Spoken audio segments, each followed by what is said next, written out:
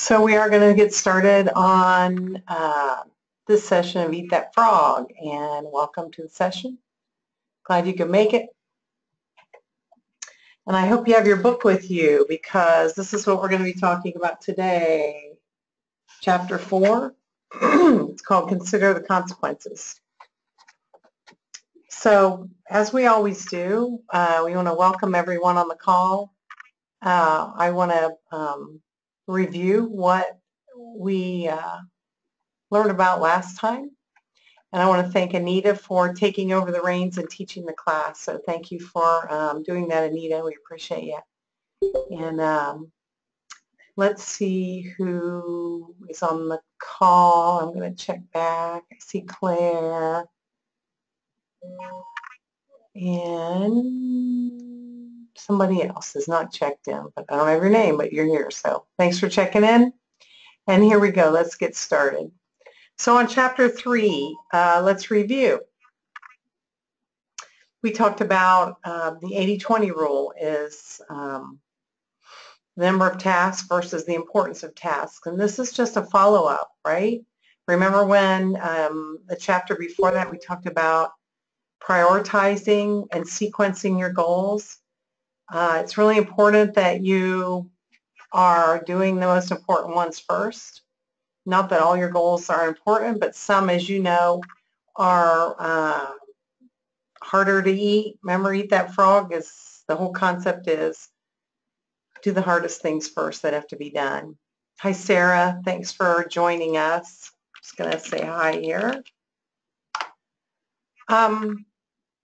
So remember that applying that 80-20 rule means that we are focusing on the importance of the task versus the number. So if we had every task prioritized as number one or sequenced as we have to do all of them at once, we wouldn't get very far, right? We wouldn't be focused. So the main thing, again, is to focus on the activities and not the accomplishments. Focus on those things you have to get done, those activities under that high priority goal that if you do them and kind of chip away at them, it'll get you towards that higher priority goal. And then the other thing we want to keep talking about is motivating yourself. You know, you're the one that has to set your goals, whether it's at work or home. Work, maybe you get dictated, those goals get dictated to you, and you know, you don't have much input, but you have to do the mission of the work. And so it's important to check in with your supervisor or your manager to make sure that you're on task and that you're working on the goals they need you to work on,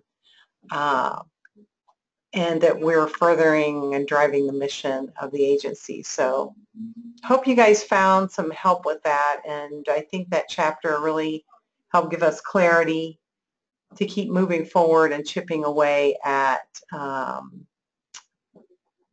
goals. So Chapter 4, here we go, and I hope you have your books with you because we're going to follow along in the book. So I thought this was really cool,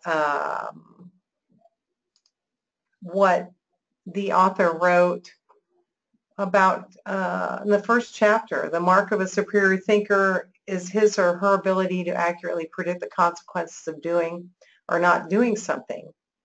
So that might be the mark of a superior thinker, or you might think about it as emotional intelligence, or you might think about it as being present in the moment and conscious of what you're doing every day. But whatever way you think about it is, can we predict the consequences of doing or not doing something? And I think that we can. And I think it's really key to know that you are in charge of that. And so what that goes to is this: making better decisions about your time, knowing.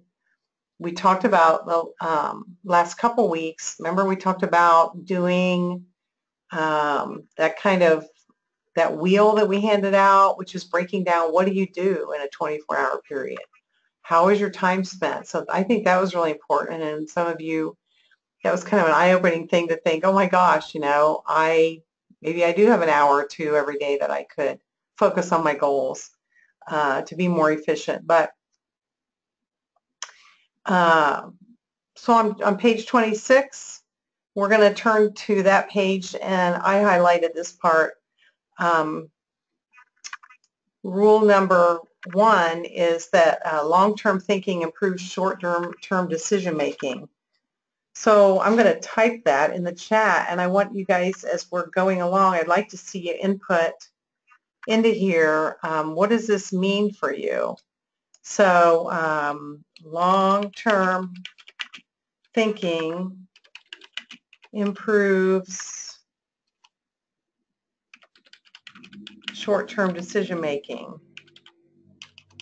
What does that mean to you?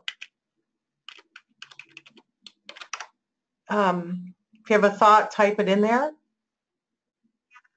But I guess it means to be planful, you know, to look at your goals. Have you started back in chapter 1 and written those goals out? Have you written sub goals or objectives under those goals to help you get there?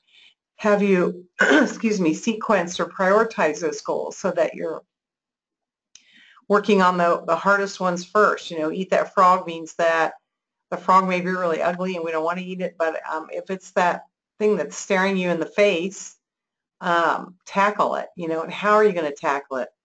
So really having these strategies to be able to do that will help you make better decisions about time.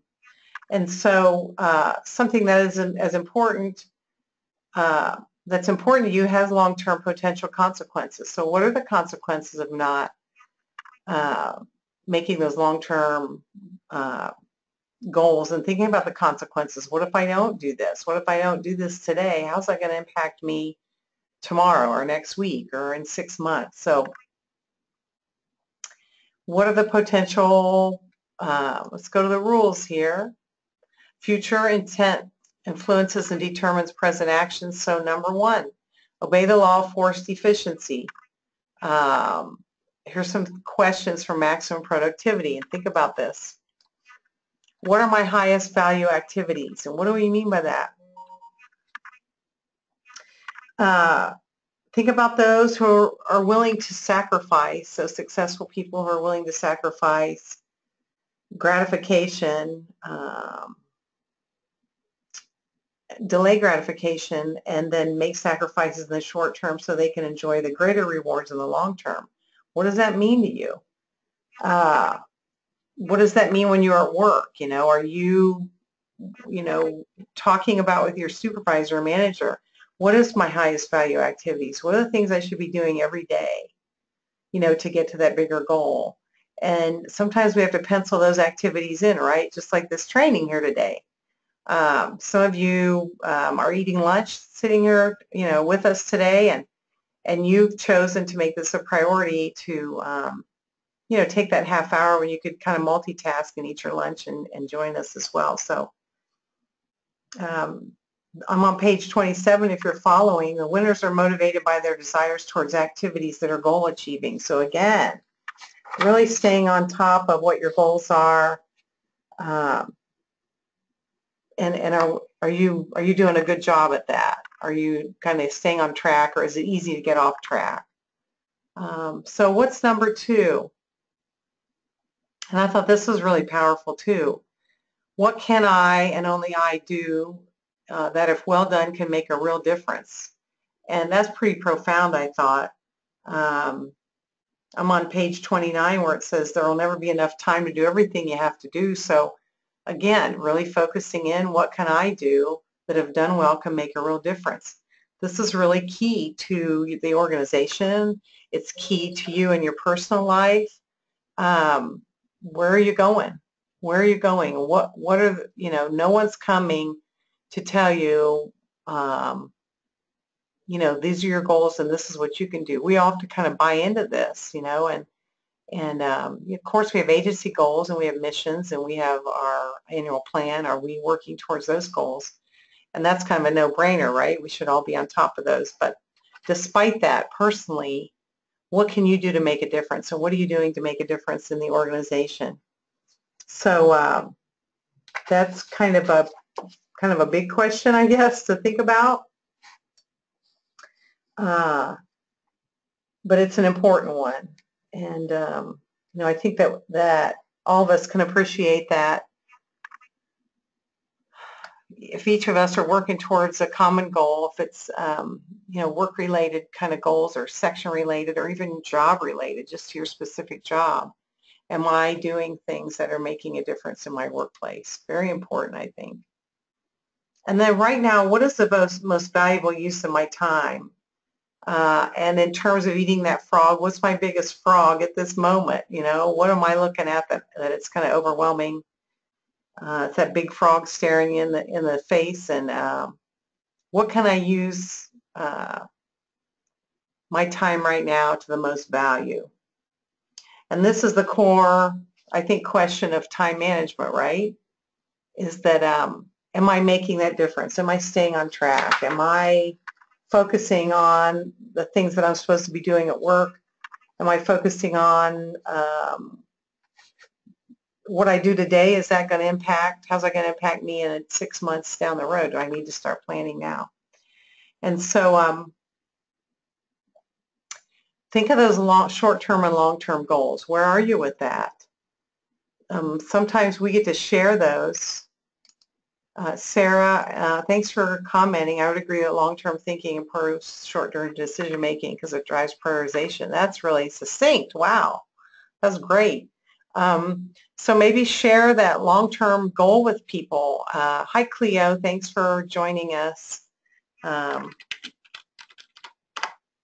We're just talking about goals. We're talking about what we should be working on. Hi. Where are you guys at with your goals? Are you opening that little tiny book that I gave you, Eat the Frog, and are you listing out your goals? Sure, I can make you the presenter. Let me see.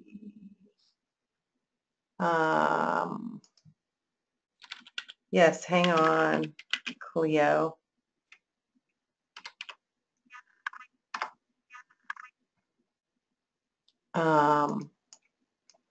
Okay, I gotcha. We can chat privately with everybody, just so you know. And anytime anybody wants to jump in here, just Cleo can't see the screen. Can you see it now, Cleo? Can you hear me? No one can see the screen. Now can you see it? Nobody can see it. Let me see. Sorry. I have a little audio. Okay, so now can you see the screen? Yes. Okay, good. So we're talking about the goals again, and no surprise, but I really hope you guys are working through those chapters. And if you haven't, go back and start and get that running list and really use the tips that are in here in the book to help keep you focused. So I guess one of the other things I like to share with you is upcoming trainings, and if time is an issue for you. This is a great class. It's going to be coming up in July. You can register on the website, and we're actually going to do like a little survey or assessment so that I hope you can see me now.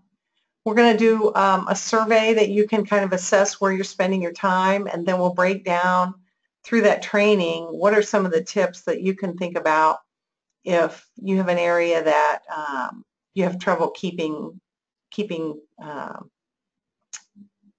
track of your time. What are the things that you waste time doing? What are the things that you're really good at? So that assessment will show you that. So I hope you guys sign up for that. This class, we're going to meet face-to-face again, not Monday because it's holiday, but the following Monday, which would be July 11th. And then the GoToMeeting will be that Thursday as well of that week. So I hope you guys have found this helpful. Remember that you can always go on the intranet and go under training and find these webinars that we've done before. And we've done all the chapters up to this, and this one will be posted online as soon as we're done. So any questions, any goals that you guys have worked on that you want to share with everybody? Mine was to sell my house. And today I have 5 showings. So I'm kind of working on that. It's been fairly stressful, but you know, I have my goals listed right beside me in a piece of paper, and I look at them, and so they're right in front of me every day. So I glance over at them, and I make sure that I'm working on something underneath, a sub-goal maybe underneath my big goal. So I really hope you guys are doing that with yours. If you ever need to talk one-on-one with me and go over your goals and maybe have some coaching, that's fine too. I'd be glad to do that with you. So I see Sarah got bills for July, plan the schedule. That's usually something I put out. Yeah, if stuff's stressful, eat that frog, you know, tackle that. Really jump into that, and you know, the longer we put it off, especially if it's a big goal, the longer it's going to take us to get there. So some of the other folks I know this summer are cleaning things out. You know, that's always a goal, to organize and clean things. So great. I appreciate you sharing that, Sarah, and just stay on top of your goals. Work with your supervisors and your managers so that you're setting meaningful goals for yourself as an employee, and also to see how you can jump in and pitch in your section or your department to help. If you've gotten all your goals taken care of at work, ask for more. That's awesome. That really shows, it goes back to the beginning. Remember when we talked about the beginning of chapter 26, future intent influences and often determines present action. So what's your future intent for your professional life, your working life? Think about that. You know, if you're just doing enough to get by, can you organize your time so that you can be more efficient, so you can get more done? We're always trying to do more with less, right? But it's a sign of a leader when you can jump in and help out when you have time. So Cleo, yes, prep your house for the winter. Wow, that's a great time to do it in June or July, right? It's awesome. So make sure you're putting the task under that goal so that you're really chipping away at that. So I appreciate you guys. I think that's going to wrap it up for the recording today. Really hope to talk to you guys one-on-one if you'd like to. And I appreciate you being here. I appreciate you putting the time into yourself on your lunch hour to be more productive. So have a great holiday weekend if I don't see you. And thanks for attending today. Have a great weekend.